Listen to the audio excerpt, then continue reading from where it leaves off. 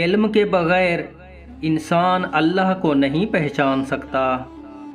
جب آپ عروج پر ہوتے ہیں تو آپ کے دوستوں کو پتہ چلتا ہے کہ آپ کون ہیں، اور جب آپ زوال پر ہوتے ہیں تو آپ کو پتہ چلتا ہے کہ دوست کون ہیں۔ جانوروں میں خواہش پائی جاتی ہے لیکن عقل نہیں ہوتی، فرشتوں میں عقل ہوتی ہے لیکن خواہش نہیں پائی جاتی۔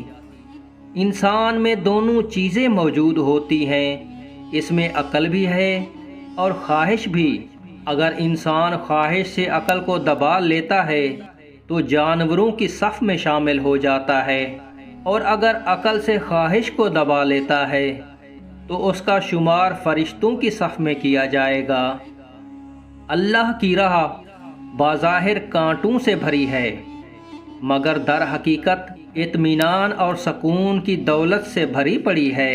اچھا انسان وہ ہے جو کسی کا دیا ہوا دکھ تو بھلا دے، مگر کسی کی دی ہوئی محبت کبھی نہ بھلائے۔